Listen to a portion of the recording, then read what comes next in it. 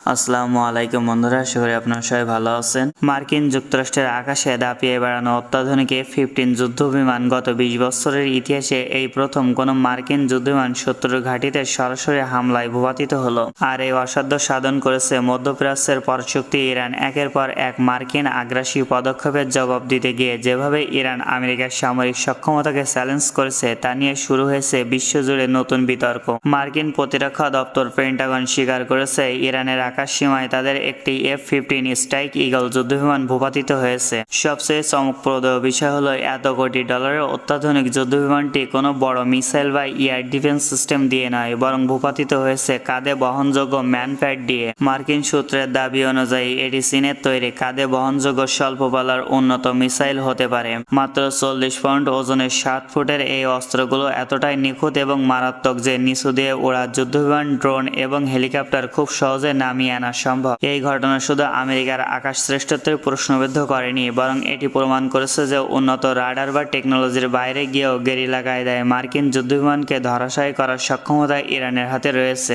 দক্ষিণ ইরানে বন্দর আব্বাস এলাকায় আমেরিকার বিমান হামলার পরে তেহরান চুপ করে বসে থাকেনি। তারা সোজা আঘাত আনে কুয়েতের আল সালেম বিমান ঘাঁটিতে, যেখান থেকে মার্কিন বাহিনী ইরানের ওপর অভিযান চালিয়েছিল। ইসলামিক বিপ্লবী গার্ডস কর্পস বা IRGC এই হামলায় ব্যবহার করেছিল ফাতা-110 এর মতো কৌশলগত ব্যালিস্টিক মিসাইল। যদিও কুয়েতে থাকা এয়ার ডিফেন্স সিস্টেম মিসাইলটি আকাশে ইন্টারসেপ্ট বা ধ্বংস করতে সক্ষম হয়েছিল, তবুও মিসাইলের ধ্বংসবশেষে আঘাত এনেছিল ঘাঁটির ভিতরে। এতে অন্তত 4 জন মার্কিন সেনা সদস্য এবং 3 জন বেসামরিক ঠিকাদার সহ মোট 7 জন আমেরিকান আহত হন। আঘাত আনার পাশাপাশি আমেরিকার বেশ কিছু সামরিক সম্পদ যেমন MQ-9 রিপার ড্রোন বড় ধরনের ক্ষতি হয়। এই হামলায় প্রমাণ করে আমেরিকার আকাশ প্রতিরক্ষা ভেদ করে মার্কিন ঘাঁটিতে সরাসরি আঘাত আনার নিখুঁত সক্ষমতা ইরানের হাতে রয়েছে। ইরান কেন মার্কিন সামরিক স্থাপনাগুলোতে একের পর এক হামলা চালিয়ে যাচ্ছে? বিশ্লেষকদের মতে সাম্প্রতিক সময়ে আমেরিকা এবং ইসরায়েলের যৌথ বাহিনী ইরানের দক্ষিণ অঞ্চলীয় সামরিক স্থাপনা এবং যোগাযোগ টাওয়ারগুলোতে বারবার মিসাইল হামলা চালিয়ে আসছিল।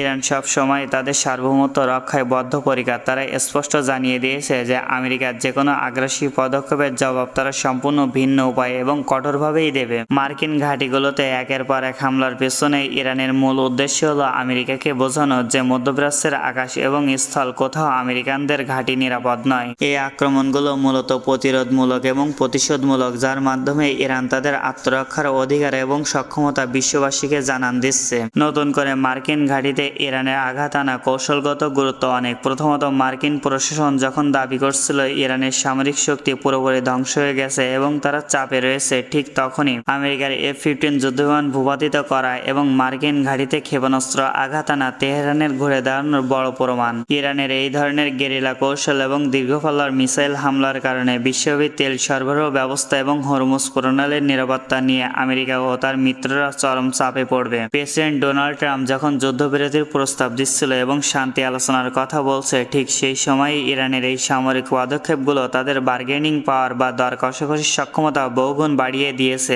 এই বিষয়গুলো নিয়ে আপনাদের কি মতামত জানিয়ে দেবেন আপনাদের গুরুত্বপূর্ণ মতামত। আজকের মতন বিদায়, দেখাবে নতুন কোনো ভিডিওতে আবার। আল্লাহ হাফেজ।